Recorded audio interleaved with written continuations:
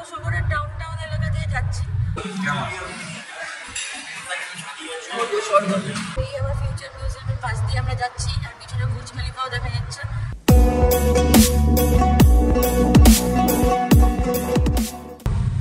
তো আমরা চলেছি এখন আবুধাবি থেকে দুবাইয়ের পথে। তো পুরোটাই হাইওয়ে এবং খুব ভালো রাস্তা। পুরো গোটা আবুধাবি এন্ড দুবাই সবেরই একদম পুরো ইউরোপ ইউএস স্ট্যান্ডার্ডের রাস্তা, আর ট্রাফিকও খুব ভালো মেনটেন হয়। 140 স্পিড লিমিট এদিকে।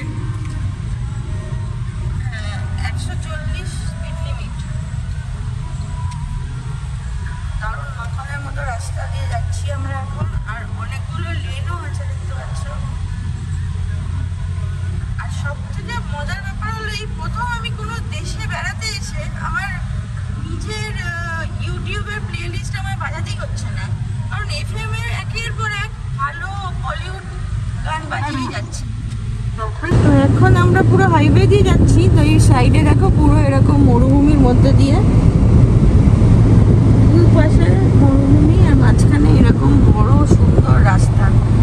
সত্যি মানতে হবে একটা পুরো ডেজার্টের মধ্যে কিরম বানিয়ে দিয়েছে। আমরা এই ডেজার্টের মধ্যে দিয়ে অনেকটা পথই চলে এসেছি, আর আমাদের 8 ঘন্টা দেখাচ্ছে। তাহলে আমরা পৌঁছে যাবো দুবাইয়ে। প্রায় এখন দুবাইয়ের আউটস্কার্টেই রয়েছি, আর পুরো রাস্তাটাই এরকম 140 kilometre speed limit, 120 kilometre speed limit এরকম। এই দেখো আমরা এবার দুবাইয়ে ঢুকে গেছি, আর এই দেখো স্কাইলাইন শুরু হয়ে গেছে। আর এই স্কাইলাইনগুলোর সামনে একটু খুব মানে ফেডেড ব্যাপার আসছে। এটা অ্যাকচুয়ালি এখানে খুব বালির ঝড় চলতে থাকে, তো তার একটা আলাদা মানে এফেক্ট ফেলতে থাকে, যে একটু ধোঁয়া টাইপের লাগে। এবার খুব ভালো মতো দেখা যাচ্ছে, আমরা অনেকটা কাছাকাছি চলে এসেছি।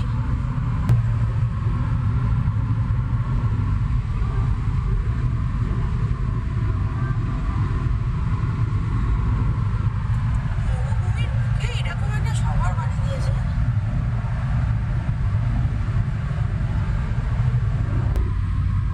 আর এই যে আমাদের অফিস, আমাদের টিসিএস এর অফিস দুবাইতে।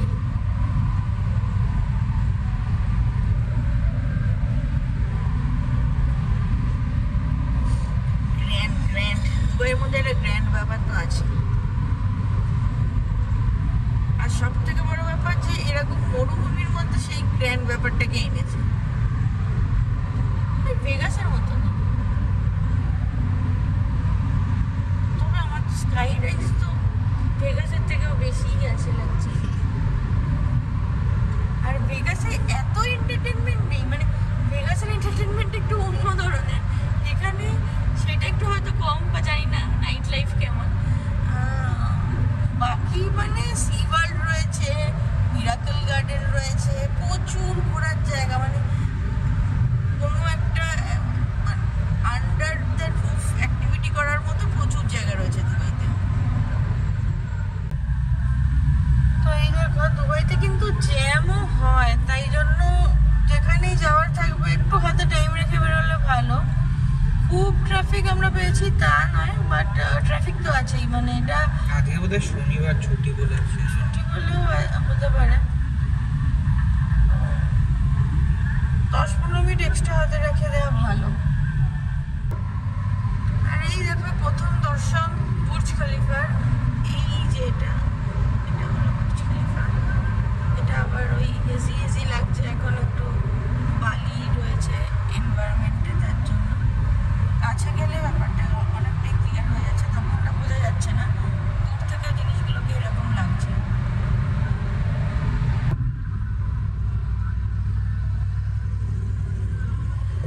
যত ভেতরে ঢুকছি আরো যার করে যেন বেশি স্কাইলাইট পাচ্ছি।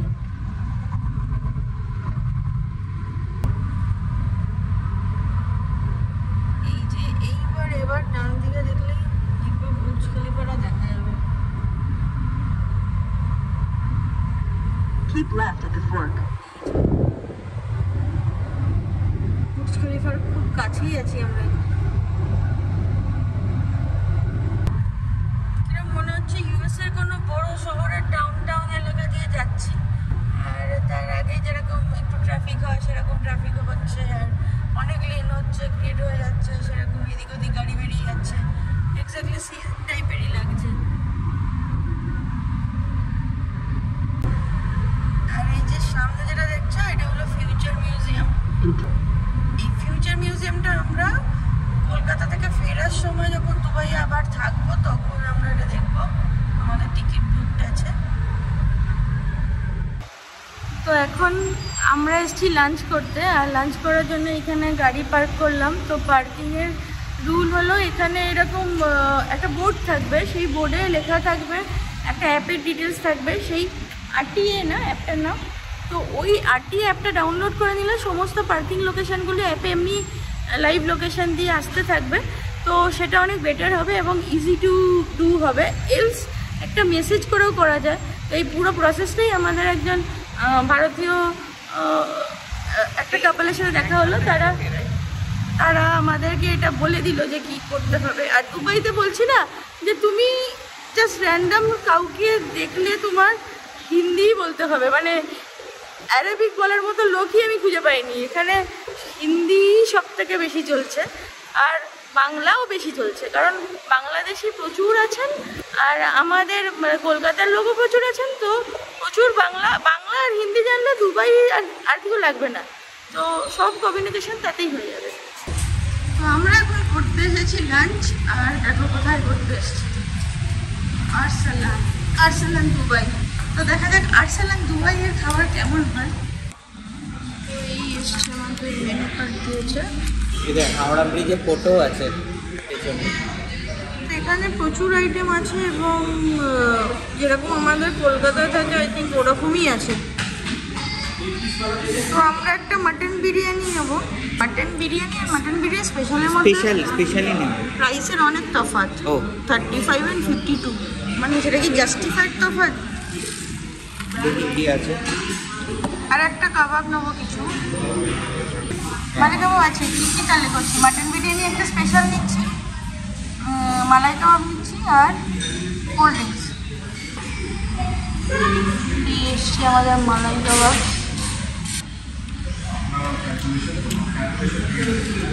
কেমন লাগছে? তোর মতন বানাতে পারে না। এই এসছে আমাদের বিরিয়ানি,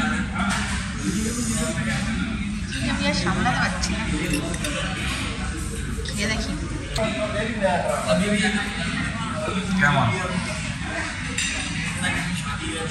স্বর্গ। আমার টেস্ট বাডগুলো ভুলে গেছিলো যে বিরিয়ানি কেমন খেতে হয়। আজকে তারা আবার বুঝতে পারছেন 2 বছর বাদে এইভাবে এরকম টেস্ট হয় বিরিয়ানি।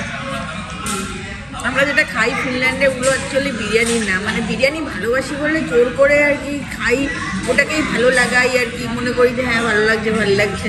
আর এটা হলো বিরিয়ানি, আর কলকাতার মতনই খেতে।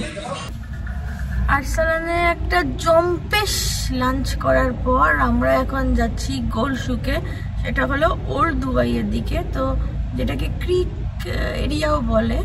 তো ওখানে অনেক শুক আছে, তার মধ্যে আমরা গোল্ড শুকে যাচ্ছি কারণ দুবাইতে গোল্ড খুব ফেমাস।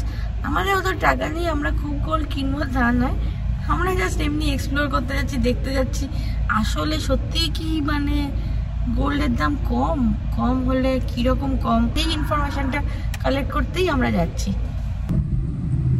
আর এই দেখো এদিকে সমুদ্র, এই দেখো দুবাইতে কিন্তু ভালোই জ্যাম হয়, মানে আমরা অনেকক্ষণ ধরে এই রাস্তাটাতে খেতিয়ে যাচ্ছি। আমাদের ওখান থেকে জাস্ট 13 মিনিটস দেখাচ্ছিল, তো সেটা 13 মিনিট তো কখনই হয়ে গেছে, আরও এখনও 8 মিনিট বাকি দেখাচ্ছে। আমরা আধ ঘন্টা ধরে তো ওয়েটই করছি। যদি আর এখানে রাস্তা বোঝাটাও একটু ডিফিকাল্ট, মানে এটা গুগল ম্যাপটাও মাঝে মাঝে বিগড়চ্ছে, ঠিকঠাক করে বলতে পারছে না। আমরা দেখতে পাচ্ছি না সেটাও ঠিক কথা, কিন্তু আমরা তো সব জায়গায় যেরমভাবে দেখি এখানে ওরমভাবেই দেখার চেষ্টা করছি, বাট কিছু সময় একটু কনফিউজিং রাস্তায় সাইন্স এগুলো একটু কম। মানে আমি তুলনাটা ইন্ডিয়ার সাথে করছি না, আমি তুলনাটা ইউএস বা ইউরোপের সাথে করছি। আমরা এখন এই ওল্ড দুবাই শুক এলাকায় সব রয়েছি। এই গোলসুকটা এখানেই, কিন্তু আমরা নামতে পারছি না বিকজ এখানে পার্কিং এর কোনো গল্পই নেই, সব ভর্তি। আর জায়গাটা দেখে বুঝতেই পারছো তোমরা যে পুরো আমাদের বড়বাজার এরিয়ার মতো, এবং দুবাইয়ে এরকম যে একটা এরিয়া আছে আমি সেটাই জানতাম না।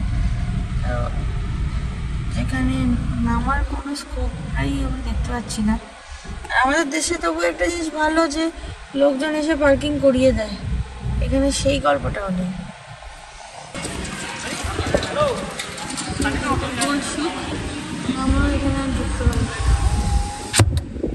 আমরা এখানে দাঁড়াতেই পারলাম না, তো গোলসুকে আমাদের যাওয়া হলো না। বাইরে থেকে দেখেই আমাদের চলে যেতে হচ্ছে। আমরা যাচ্ছি এখন দুবাই মলে। যেখানে সুকগুলো আছে না, তার উল্টো দিকে একটা প্রপার পেড পার্কিং ছিল, আমরা সেটা জানতাম না। তো সেটা আগে যদি পারতাম তাহলে আমরা গাড়ি রেখে ঘুরতে পারতাম। তো এইরকম সমুদ্রের ধারে একটা পার্কিং পাবে, তো ওখানে রাখতে পারো, বাট একটু তো হাঁটতে হবে, কারণ ওই একদম কাছে কিছু নেই। আমি বলবো যদি এই ওল্ড দুবাইয়ের দিকে আসছো তো গাড়ি ছাড়া আসা ভালো, মানে যদি সুকে যাওয়ার প্ল্যান থাকে। আর এই দিকে যে বোট রাইডগুলো হয় না এখানে, তো তার পার্কিং আছে, সেটা নিয়ে কোনো অসুবিধা নেই। ওটা ছিল দুবাই ফ্রেম। এই যে মানে আমরা প্রপারলি দুবাই ফ্রেম দেখবো। Keep left at the fork. একদম ফ্রেমের কাছে। আর এই যে বুর্জ খলিফা দেখা যাচ্ছে।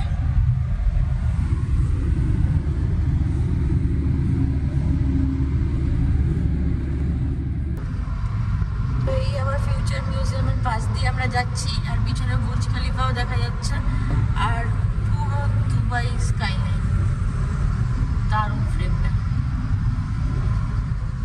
এই হচ্ছে দুবাই মল, আমরা পৌঁছে গেছি, কিন্তু এখানে আমরা পার্কিং নিয়ে একটু ভাবছি কি করে কোথায় কি করতে হয়। একটা পেড পার্কিং আছে, একটা ফ্রি পার্কিং আছে। In 400 meters, keep right. Obviously আমরা ফ্রি পার্কিং এর খোঁজে, তো এটা খুঁজছি যে ফ্রি পার্কিং। যাক পেয়েছি পার্কিং, অনেক কসরতের পর। শেখেরা দাঁড়িয়েছিল এখানে, দেখতে পেলে কি শেখকে? সে কি খুঁজে পাচ্ছি না। দুবাইতে খালি আমি ভারতীয়ই দেখছি। দুবাই মলের ভেতরে পার্ক করাটাও কিন্তু একটা যোগ্য, মানে সেটার জন্য একটা তোমাকে 15 মিনিট টাইম রাখতে হবে, যেটা আমরা রাখি। আমাদের এখন 6টায় বুর্জ খলিফা কাটা। আমরা ভেবেছিলাম যে আমরা একটু অনেক আগে চলে আসছি, কারণ আমরা 5:30টার সময় উঠে যেতে চাই, কারণ সানসেটটা একটু আগে হচ্ছে, তো সেই মতো। তো ফাইনালি আমরা এমন জায়গায় ঢুকেছি যেটা দেখে মনে হচ্ছে যে হ্যাঁ পার্কিং পার্কিং। বাকি তো সব মলের ভেতরে বড় রাস্তা মনে হচ্ছিল। 5টা, ওইখানে 21টা, এখানে 52টা আছে। কোনো একটা লেনেই রেখে দেখুন আর কি। এই তো এখানটা রেখে দিই। If you like this video, please like, comment and don't forget to subscribe. Thank you so much. See you in the next video.